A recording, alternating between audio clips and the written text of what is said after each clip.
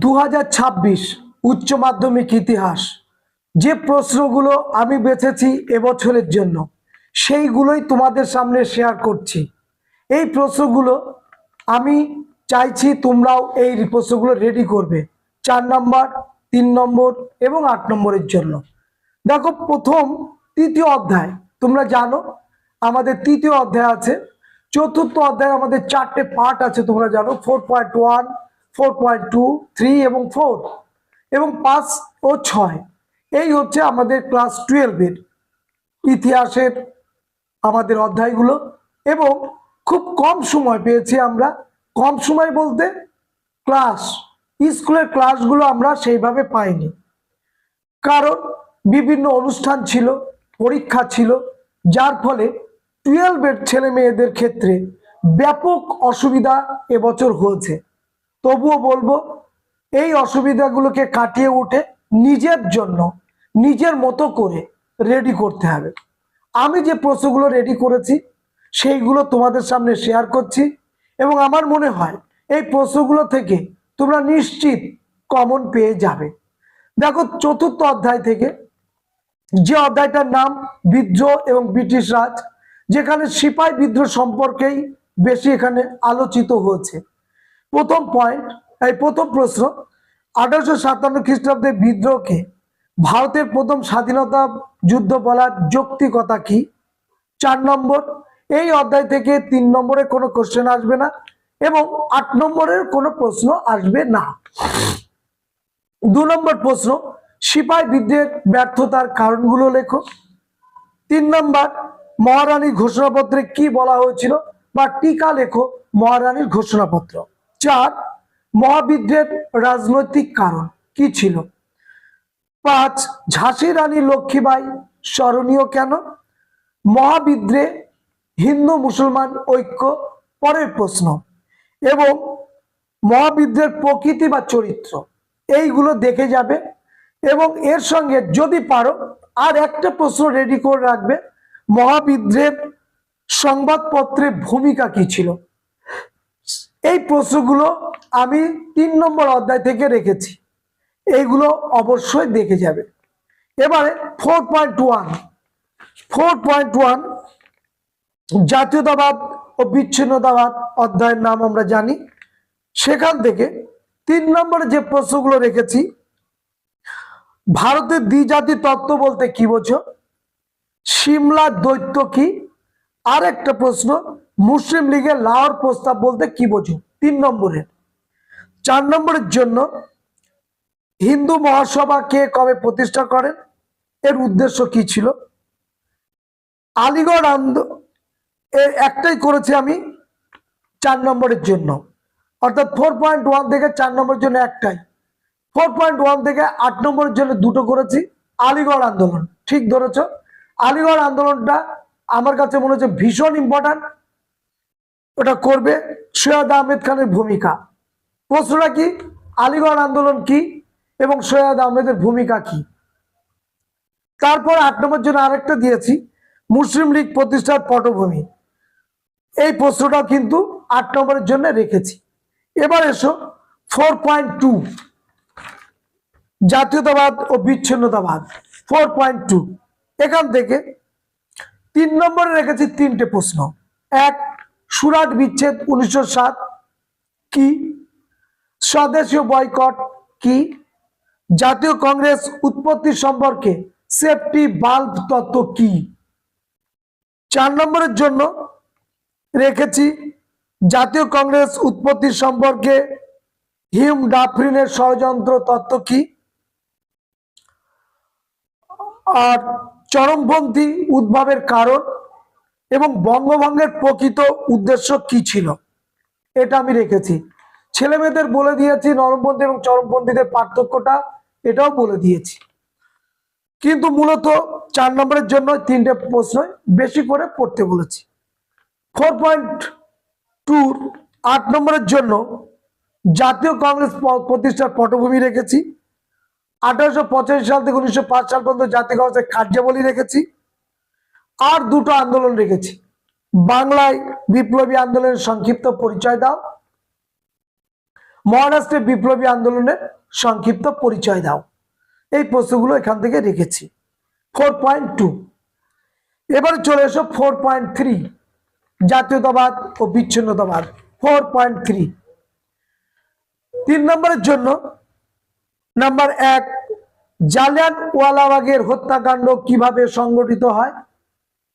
2, কবে কেন পুনা চুক্তি স্বাক্ষরিত হয়েছিল? 3 নম্বরের জন্য এই দুটো রেখেছি। 4 নম্বরের জন্য যে প্রশ্নগুলো রেখেছি, 1, স্বরাজ ডান্ডি অভিযান টিকা, সাম্প্রদায়িক বাটোয়ারা নীতি টিকা,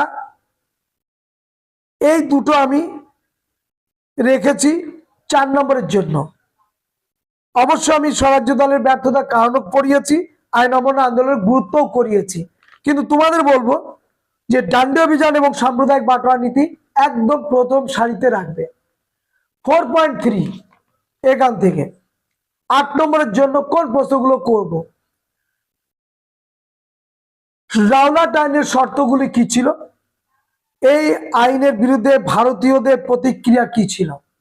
এটা। 2, ভারতীয় অর্থনীতিতে প্রথম বিশ্বযুদ্ধের প্রভাব কি পড়েছিল? 3, 1935 খ্রিস্টাব্দে ভারত শাসন আইনের প্রেক্ষাপট ও শর্তাবলী আলোচনা করো এবং গুরুত্ব লেখো। এটা করেছি 4.3। এবারে 4.4, চতুর্থ অধ্যায়, জাতীয়তাবাদ ও বিচ্ছিন্নতাবাদ। 3 নম্বরের জন্য যেগুলো রেখেছি, রশিদ আলী দিবস কবে কেন পালিত হয়? ক্যাবিনেট মিশন বা মন্ত্রী মিশন টিকা, প্রত্যক্ষ সংগ্রাম বলতে কি বোঝো? ভারতের স্বাধীনতা আইন কি? এইগুলো রেখেছি। 4 নম্বরের জন্য মুসলিম লীগের প্রত্যক্ষ সংগ্রাম, রাজাজির সূত্র, ভারত ছাড়ো আন্দোলনের তাৎপর্য। 8 নম্বরের জন্য 3টে প্রশ্ন রেখেছি, ভারত ছাড়ো আন্দোলনের ঐতিহাসিক তাৎপর্য, স্বাধীনতা সংগ্রামে নেতাজি সুভাষচন্দ্র বসুর অবদান, 1946 সালে নৌ বিদ্রোহের কারণ ও তাৎপর্য। পাশাপাশি মাউন্টব্যাটেন পরিকল্পনাও ওদেরটা করিয়ে রেখেছি, কিন্তু 1946 সালে নৌ বিদ্রোহের কারণটা অবশ্যই দেখবে, সুভাষচন্দ্র বসুর ভূমিকাটা এবং ভারত ছাড়ো আন্দোলনের ঐতিহাসিক তাৎপর্য। এই গেল 4.4 এর জাতীয়তাবাদ ও বিচ্ছিন্নতাবাদ এই অধ্যায়ের প্রশ্ন। এবার চলে এসো পঞ্চম অধ্যায়, নতুন যুগের সূচনা, স্বাধীনতা উত্তর ভারত। 3 নম্বরের জন্য ভারতীয় সংবিধানের মৌলিক অধিকার কিভাবে নাগরিকদের সুরক্ষা প্রদান করে?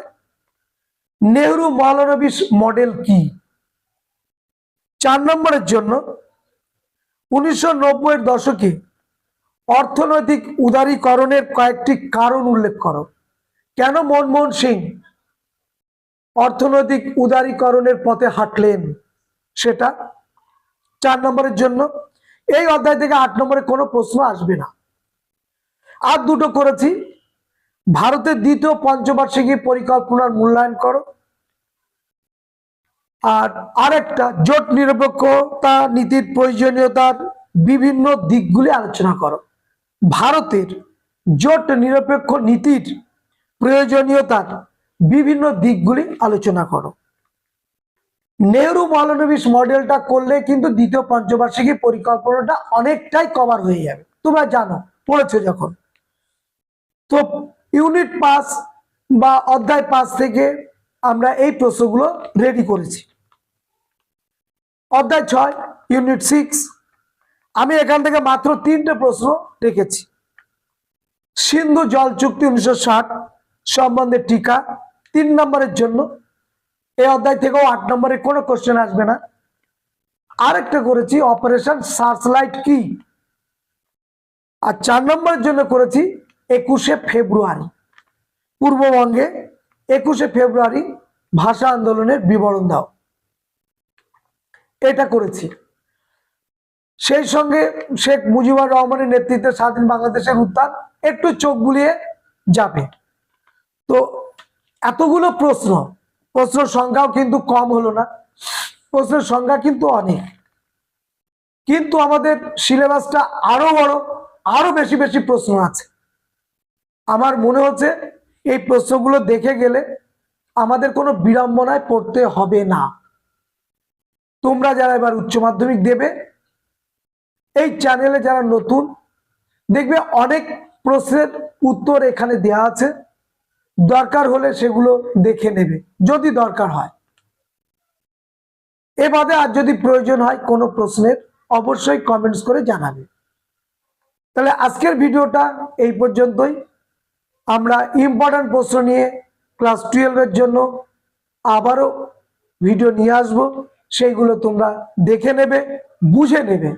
যদি বুঝতে না পারো অবশ্যই দেখা করবে, সাক্ষাতে হবে না, ফোনে যোগাযোগ করবে। সবাইকে ধন্যবাদ।